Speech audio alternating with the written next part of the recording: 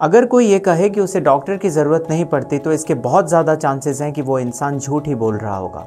हम में से सभी को कभी न कभी किसी न किसी डॉक्टर की मदद की ज़रूरत पड़ती ही है। और इसमें बड़ी बात भी क्या है, डॉक्टर होते ही हैं इलाज करने के लिए। लेकिन ज़रा एक सेकंड रुकिए, क्योंकि ये बात आजकल के ज़माने में ऊपर से जितनी सिंपल दिखती है उतनी रह नहीं गई है। नमस्कार दोस्तों, आज के इस वीडियो में हम आयुर्वेद के पीछे के साइंस को समझने की कोशिश करेंगे और ये भी जानेंगे कि एक्चुअली में एलोपैथी ज़्यादा अच्छा काम करती है या फिर आयुर्वेद। आजकल के लोगों के पास अपना इलाज करवाने के एक से ज़्यादा तरीके होते हैं और कुछ लोग तो बस अपना दिमाग लगाकर खुद से इलाज भी करना शुरू कर देते हैं। लेकिन चाहे वो अपना इलाज खुद से करें या किसी डॉक्टर के पास जाएं, एक चीज़ तो कॉमन होती है और वो है दवाई। चाहे वो किसी फैक्ट्री में बनी टैबलेट हो या फिर कोई सिंपल सा घरेलू नुस्खा, कोई भी मेडिकल सिस्टम बिना मेडिसिन के काम नहीं करता। और जब हम कोई मेडिसिन खाते हैं तो तीन बड़ी बातें हमारे सामने आती हैं। पहला कि वो दवाई कितना असर करती है, दूसरा कि उस दवाई की कॉस्ट कितनी है और तीसरा कि उस दवाई के साइड इफ़ेक्ट्स कितने हैं। और ये तीन बड़ी चीज़ें ही हमारा किसी मेडिकल सिस्टम को चुनने या न चुनने का रीज़न बनता है। ऑब्वियस सी बात है कि अगर कोई दवा असर ही न करे तो उसे कोई खाएगा ही क्यों। लेकिन अच्छा असर करने वाली दवाई अगर हद से ज़्यादा महंगी पड़े तो भी वो हमारी चॉइस से शायद बाहर हो। लेकिन उससे भी बड़ी बात जो आजकल सभी लोग कंसिडर करते हैं वो ये है कि किसी भी दवाई को खाने के साइड इफ़ेक्ट्स क्या हैं। दोस्तों, किसी दवाई के साइड इफ़ेक्ट्स वो असर होते हैं जो आपकी सेहत पर नेगेटिव असर छोड़ते हैं।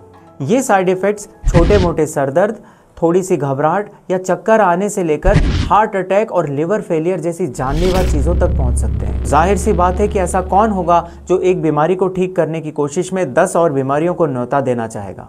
एक स्टडी के अनुसार 69% दवाओं में 10 से 100 अलग अलग साइड इफ़ेक्ट्स होते हैं, जबकि 22% मेडिसिन में 100 से ज़्यादा नेगेटिव साइड इफ़ेक्ट्स पाए गए हैं। ऑन एन एवरेज हर एक दवा से जुड़े लगभग 69 साइड इफ़ेक्ट्स होते हैं। 20 अगस्त 2025 को ब्राज़ील में लेटिसिया पॉल नाम की एक 22 ईयर ओल्ड लड़की की सीटी स्कैन करते वक्त डेथ हो जाती है।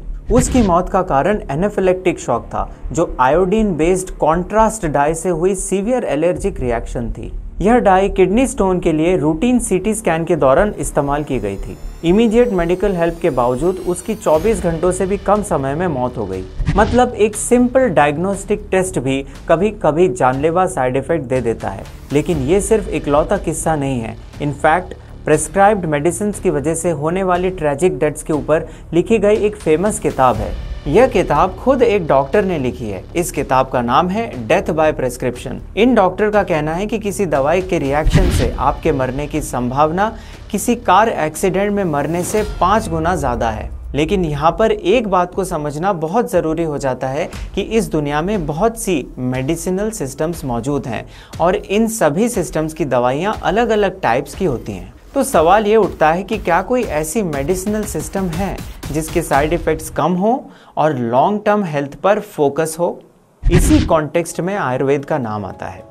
ये 5000 साल पुरानी इंडियन हीलिंग सिस्टम है जो वेदों और चरक सुश्रुत संहिता जैसे ग्रंथों में डिस्क्राइब्ड है। लेकिन सवाल ये है कि क्या आयुर्वेद सिर्फ एक पुराना ट्रेडिशन भर है या इसका साइंटिफिक बेस भी है जो मॉडर्न रिसर्च से समझाया जा सकता हो। आयुर्वेद बोलता है प्रिवेंशन सबसे पहले आती है, यानी बीमार होने के बाद दवा खाने से बेहतर है कि बीमार होना ही ना पड़े।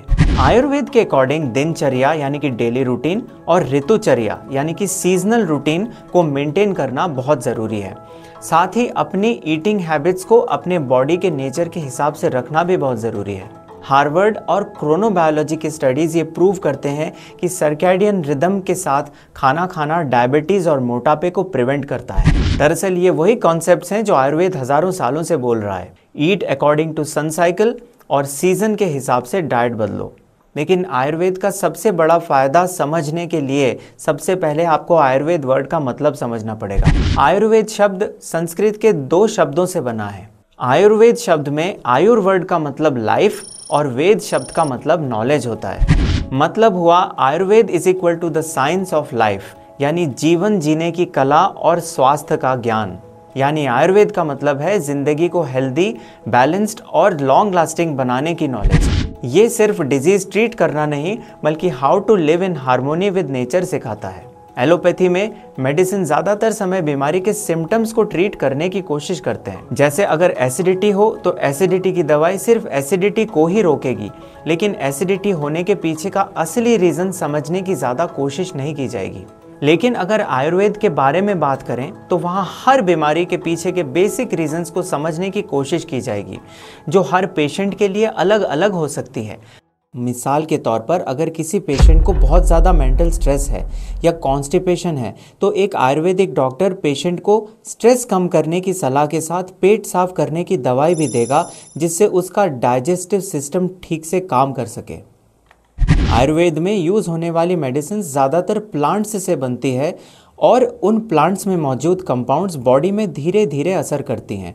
आयुर्वेद में खाने और दवाइयों को अलग अलग चीज़ों के साथ खाने से अलग अलग असर देखने को मिलता है। दरअसल आयुर्वेद बीमारियों को ठीक करने के लिए इंसान के बॉडी को एक कॉम्प्लेक्स सिस्टम की तरह से ट्रीट करता है। विज्ञान की दृष्टि से देखें तो एक कॉम्प्लेक्स सिस्टम वो होता है जिसमें बहुत सी अलग अलग छोटी छोटी चीज़ें साथ में मिलकर एक बड़ा असर पैदा करती हैं। मिसाल के तौर पर हम जैसा देखते, सुनते या सोचते हैं वही हमारे मन में चलता है। हमारे मन में जो चलता है उसका असर हमारे दिमाग पर पड़ता है और वो दिमाग हमारे अंदर केमिकल चेंजेस करने के लिए सिग्नल भेजता है। दिमाग से सिग्नल मिलने पर वो केमिकल्स हमारे खून, हमारे डाइजेस्टिव सिस्टम और अंदर हर ऑर्गन जैसे कि हमारे हार्ट, पेनक्रियाज और लिवर पर असर डालते हैं। सच ये है कि बहुत सी बातें हमारे मन पर असर डालती हैं, जैसे कि हम कब और क्या खाते हैं, कब और कितना सोते हैं, यहाँ तक कि सोते समय अपना सिर कौन सी डायरेक्शन में रख कर सोते हैं।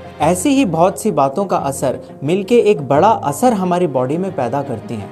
दरअसल आयुर्वेद सिर्फ दवाइयों पर नहीं बल्कि इन सभी चीज़ों पर भी हमें इंस्ट्रक्शन देता है। आयुर्वेद की दवाइयाँ हमारी बॉडी के कॉम्प्लेक्स सिस्टम के छोटे छोटे हिस्सों को सही करके बड़ा असर लाने की दिशा में काम करती हैं।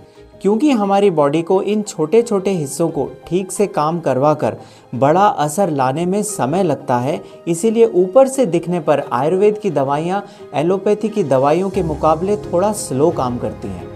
जब कोई अच्छा आयुर्वेदिक डॉक्टर किसी मरीज को ठीक से एग्जामिन करता है तो वो सिर्फ ये सोच के दवाई नहीं देता कि इनकी प्रॉब्लम के सिम्टम्स को कैसे ठीक करा जाए। दरअसल एक अच्छा आयुर्वेदिक डॉक्टर किसी बीमारी को जड़ से ठीक करने के लिए ही दवाई देता है। लेकिन इसके ठीक उलट एलोपैथी में सबसे पहले रूट कॉज से ज़्यादा सिम्टम्स को पहले ट्रीट किया जाता है। बहुत लोगों का ये भी मानना है कि एलोपैथी की मेडिसिन को ज़्यादा बेचने के पर्पज से भी ये किया जाता है। आप खुद ही सोच करके देखिए कि अगर कोई दवाई बेसिक कारण को जाने बिना सिर्फ उससे होने वाली प्रॉब्लम्स को ट्रीट करे तो क्या वो बीमारी सच में ठीक होगी या फिर सिर्फ उसके सिम्टम्स। आलम तो यह है कि आजकल दांतों की सेंसिटिविटी दूर करने के लिए बहुत से प्रोडक्ट्स दांतों की नर्व को ब्लॉक करने के पर्पज से पोटेशियम नाइट्रेट जैसे केमिकल्स का भी यूज़ कर रहे हैं। ऐसे केमिकल्स हमारी बॉडी में जाकर नाइट्राइट्स बना सकते हैं, जिससे कैंसर होने का खतरा बढ़ता है। इसके मुकाबले आयुर्वेद और सिंपल घरेलू नुस्खे जैसे लौंग, लहसुन और हल्दी जैसे चीज़ों को अपने टूथ पेन के लिए यूज़ करने से शायद इतने खतरनाक साइड इफ़ेक्ट्स तो नहीं होते होंगे और साथ में वो किसी आम आदमी की जेब भी नहीं खाली करेंगे। लेकिन सबसे ज़रूरी बात यह है कि आयुर्वेद का कोई डॉक्टर टूथ पेन जैसी प्रॉब्लम्स के रूट कॉज को समझकर ट्रीटमेंट करने की कोशिश करेगा, जिससे किसी के दांतों की नसों का एक्सपोजर होने से ही बचाया जा सके। तो आप खुद ही सोच के देखिए कि इतनी सिंपल प्रॉब्लम को भी आयुर्वेद का सिस्टम बॉडी में होने वाले डीप प्रोसेसेस को समझ करके ही ठीक करता है। इन्हीं सब खूबियों की वजह से आयुर्वेद को ग्लोबली एक्सेप्ट किया जा रहा है। WHO ने आयुर्वेद, सिद्ध, यूनानी जैसे ट्रेडिशनल मेडिसिनल सिस्टम्स के लिए ICD-11 international classification of disease की अपडेट में एक ट्रेडिशनल मेडिसिन मॉड्यूल भी शामिल किया है। इससे दुनिया भर के देशों में ट्रेडिशनल मेडिसिन की प्रैक्टिसेस को हेल्थ रिपोर्टिंग, रिसर्च और हेल्थ पॉलिसी में गिना जाएगा। WHO ने आयुर्वेद के लिए एक अंतर्राष्ट्रीय मानक शब्दावली यानी कि टर्मिनोलॉजी को तैयार किया है, ताकि प्रैक्टिशनर्स, शोधकर्ता और हेल्थ सिस्टम्स एक ही भाषा में एक दूसरे से बात कर सकें। भारत के आयुष मंत्रालय ने WHO के साथ एक MOU साइन किया है ताकि ट्रेडिशनल इंडियन मेडिसिन इंटरवेंशंस को international classifications of health interventions में शामिल किया जा सके। भारत के एक शहर जामनगर में WHO global centre for traditional medicine जैसा रिसर्च सेंटर स्थापित हुआ है।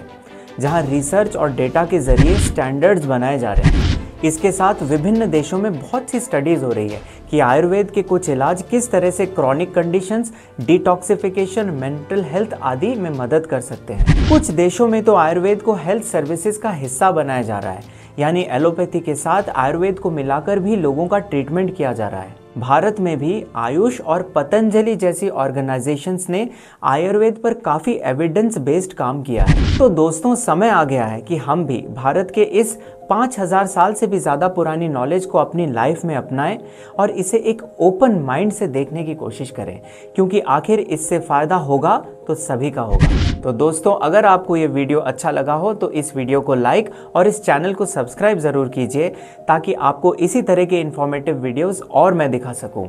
वीडियो को पूरा देखने के लिए आपका बहुत बहुत धन्यवाद।